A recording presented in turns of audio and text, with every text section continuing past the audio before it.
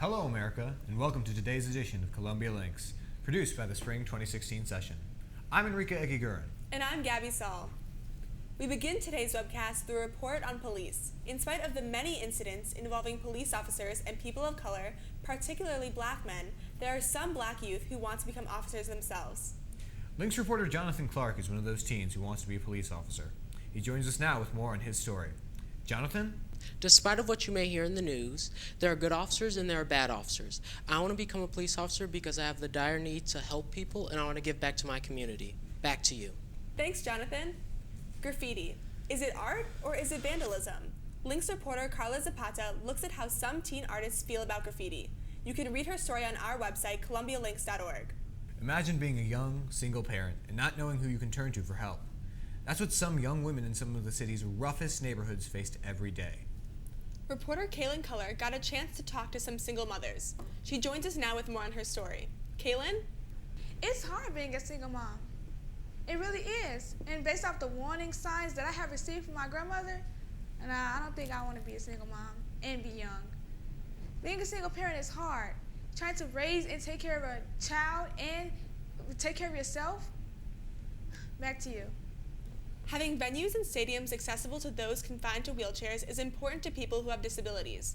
I did an opinion piece as well as a feature story on ADA laws and if they're really fair to those who have challenges getting around. It opened my eyes to a problem that one popular Chicago ballpark has not fully addressed. Well, what popular Chicago ballpark could that be, Gabi? That would be Wrigley Field. Okay, and what really inspired you to write this piece?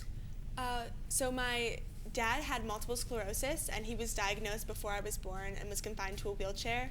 And unfortunately he did pass away in December. But when he was alive, he was an avid sports fan, especially for the Chicago Cubs, which his love for the Chicago Cubs was also shared with my brother. And he was a season ticket holder. So this summer, he was invited to go to the season ticket holding day where you can bring your family and get to play on the field. So he brought my brother and myself. And one of his big dreams was just to be able to play catch with my brother because he loved baseball so much. And when we were there, not only did we find that Wrigley Field was extremely inaccessible to him, the obstacles he faced just from them not feeling like there was enough of a need to put the elevator in use that day because there weren't enough people who were disabled who were going to the event, or that on the field strollers and wheelchairs were not allowed, was just really utterly disrespectful to him and really hurt him. So that was what really got the ball rolling for me into doing research to that. And then I interviewed a lot of other people who had either similar experiences or are activists for ADA laws in Chicago as well. So Get on that, Wrigley Field. And that sounds like an amazing story, and I can't wait to read it at columbialinks.org. Thanks. Social media plays a huge part in how teens communicate, but are some teenagers moving on to something new? Reporter Felix Cortez looks at teens and Facebook. Are they over it or are they not? You can read his story at columbialinks.org. As new laws are passed to ensure equal rights and protections for the transgender community, there are still stigmas that need to be addressed. My story is about getting a better understanding of transgender teens and how society can help them and become better educated on the struggles that they face. So Enrique, how have the new CPS policies on transgenders using the bathrooms that they associate with affected your story? Well, it's important to note that these are not entirely out of the blue or new.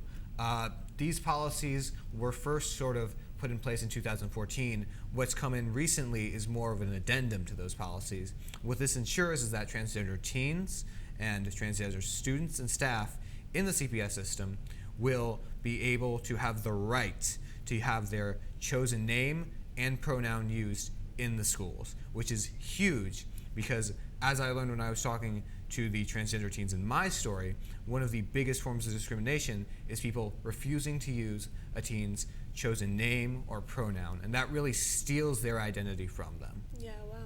That sounds like an amazing story. We've covered lots of interesting stories this semester.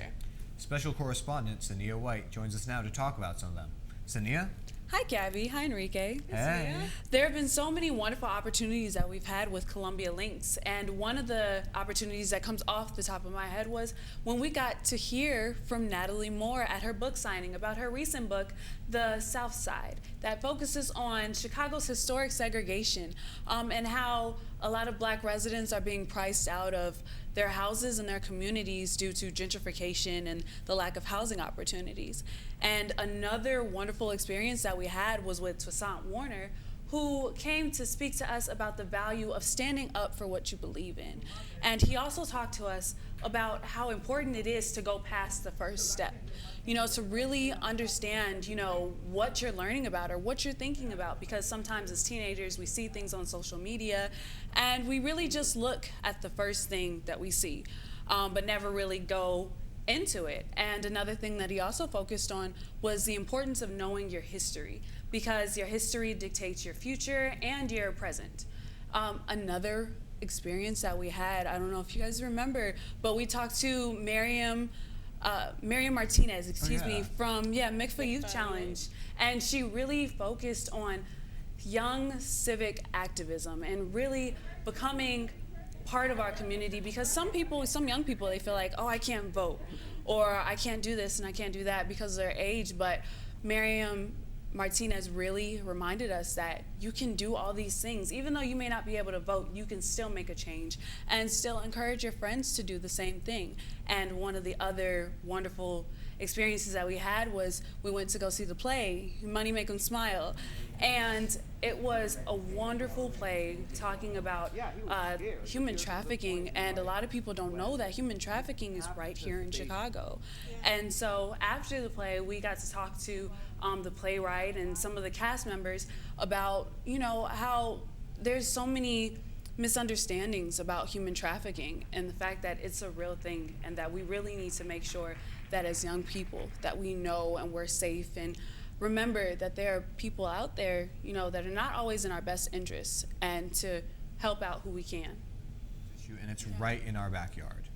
I have to say, Toussaint Warner, the passion that he spoke with was truly empowering. Such a cool Definitely guy. empowering. Yeah, so thank you so much for sharing those experiences with us. You the best, Ania. That does it for this edition of Columbia Links. You can read and watch more on columbialinks.org. Thanks for joining us, America.